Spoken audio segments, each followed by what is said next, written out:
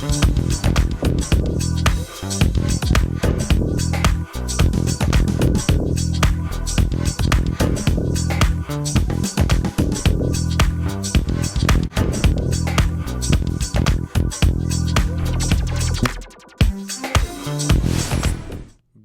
evening.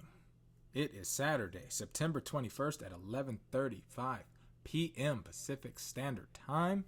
I'm Kamal. I'm excited. I want to break this news to you. I got a successful antipode earthquake forecast barely 24 hours after my latest video where I introduced, well, I can't take credit for introducing it, but Oregon State University scientist by the name of Robert O'Malley and his team of collaborators from other education institutions, Michael Barenfeld at the College of Agricultural Sciences, Debashis Mondal at the College of Science, and Chris Goldfinger at the College of Earth, Ocean, and Atmospheric Sciences. They released some information based on they released scientific data based on a 44-year history of earthquakes from 1973 to 2016. And basically, when they found a 6.5 earthquake or greater, they demonstrated that it was very likely that a 5.0 or greater magnitude earthquake would follow within a 3-day span at the antipode location from the original earthquake event. So I put in my video, I was looking for a 4.5 to 5.0 magnitude to strike Colombia, or within 30 degrees of the specific antipode location in Colombia and surrounding countries in South America. And I chose a 4.5 or greater because at the time there was no 6.5 earthquake to use. So I chose what I thought was the biggest one, which looked like it was a 6.0 in Indonesia. And you can go ahead and disregard this 6.2 because I didn't see it yesterday. But there's a 6.0 right here in Indonesia. And you can see, let's see if we can get a little more info on that specific 6.0 so we can look a little bit further into it. 6.0 in Sumbersari, Indonesia. Looks like it's getting slightly cut off on the screen, but there was a 6.0 on September 19th at 12:32 Pacific time, and the antipode location for that was in Colombia. So here's Indonesia. As you see, my cursor is circling the pretty much spot on area. And if you see, let's look at that 6.0 right here in Indonesia, and then I look at the antipode on the map, and you'll see on the other side, right here in Colombia, right there in Colombia, you'll see it. In Colombia, let's go. Let me move this map over here. I want you to see where the earthquake struck in Colombia. Boom. Here we are. 4.9 right there. You see the circles there.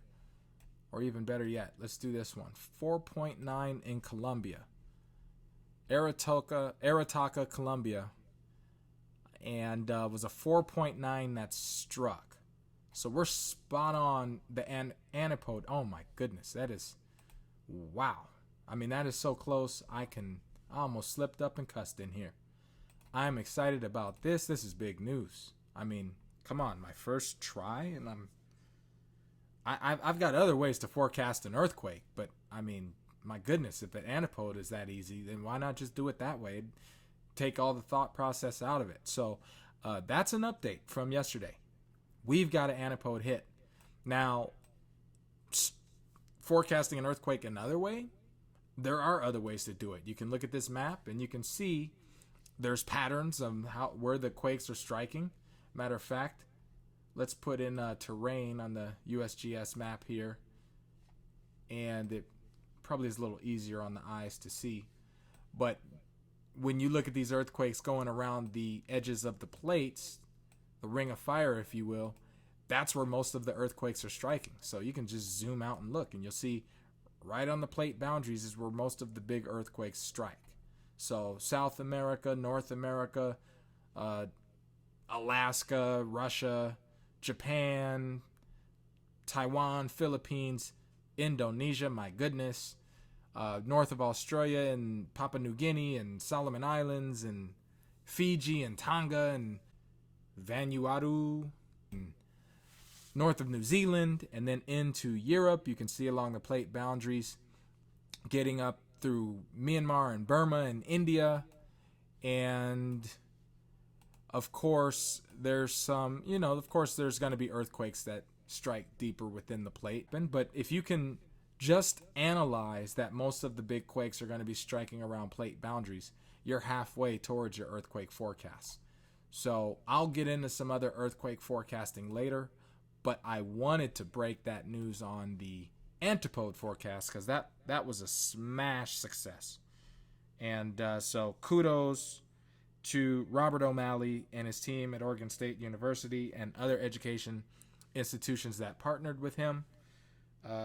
Kudos to you guys, because I'm going to start doing some antipode forecasting from now on, assuming I can get a couple more solid hits out of this. But it doesn't get any better than that, folks. I mean, that's within 24 hours of giving a 72-hour window to see if I can get an antipode hit. And that wasn't even getting the 6.5 that was cited in the study. So I'm very happy, and we're going to keep this going.